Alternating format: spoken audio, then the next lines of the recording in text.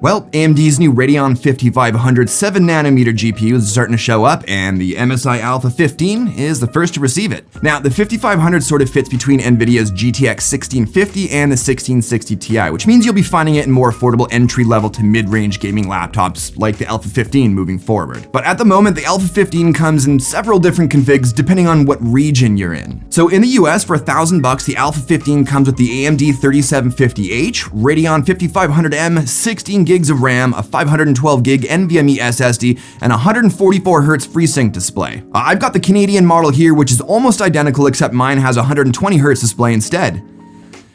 Yay, Canada. Anyways, aside from MSI's Stealth series, most of their laptops kind of say, instead of socializing on a Friday night, I prefer being covered in Cheetos dust and surrounded by crusty tissues while playing Overwatch, which sounds like the story of my life, but we're not here to talk about me. It's not the thickest or thinnest boy on the block, and it's certainly not going to be voted most attractive for the school yearbook, but it does have some features that you normally only find in laptops hundreds of dollars more. For the in and outs, we've got 3 illuminated Type A USB 3.2 ports, and no, you can't change the colors, a single USB Type C, HDMI, mini display port, an RJ45 by Killer Gaming, a couple of audio ports, and an SD card reader. Well, there's something you don't see too often these days. The lid or back of the display is aluminum and has MSI's new green bird logo.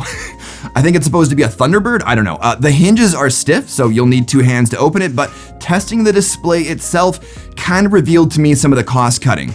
At least on my model. Like, the color gamuts aren't particularly great and actually below what seems to be the industry standard, even for budget laptops. I mean, it's fine for gaming, but watching content feels pretty flat. Same with the max brightness. 260 nits compared to the standard 300 to 310 is kinda disappointing, not to mention some noticeable backlight bleed in dark areas while gaming. But it does have FreeSync, and when you compare the cost of this laptop to others with G-Sync, it kinda balances out, I guess. Now, when it comes to the speakers, on the product page, it talks about how much better they are than most others. I don't know, man. I gamed with them, I watched content and listened to all sorts of music with them.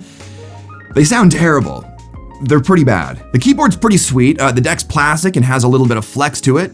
Kind of like yours truly. I'm trying to work on that. And next to the power button has a couple of extras with dedicated cooler boost and backlight animation selection buttons. And MSI kept his partnership with SteelSeries to include a full per-key RGB backlit keyboard, which looks awesome, by the way, and it's been fantastic to type on with what feels like a nice 1.5mm travel distance. The trackpad just straight up feels like it's from the dollar store, and the buttons sound like you're popping the lid off a Snapple bottle, but it's using Windows precision drivers, so it's been completely hassle-free. Now, part swapping and upgrading is so-so, because in order to swap out the SSD, you've got to remove the entire cooling setup and then repaste the GPU and CPU and then remount the cooling setup, which would suck. But the RAM, wireless card, and empty 2.5-inch drive bay are totally accessible and ready to go. Now, the battery is on the small side at 51 watt-hours, and it shows because even with just normal productivity tasks, I only got like 3 hours at 260 nits. Now, when it comes to cooling, the Alpha 15 is a champ.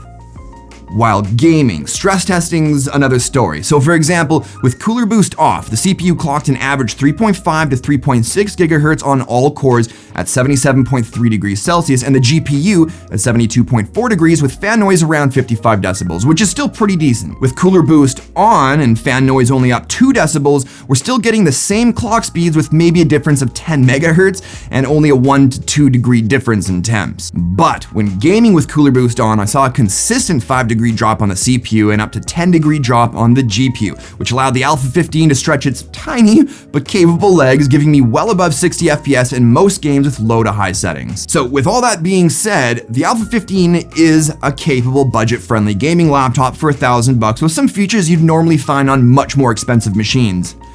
But I'd strongly suggest you weigh your options. When I looked at the Acer Helios 300 options for only $70 more, you can get a night and day difference in performance when compared to the Alpha 15, which makes it that much harder to fully recommend.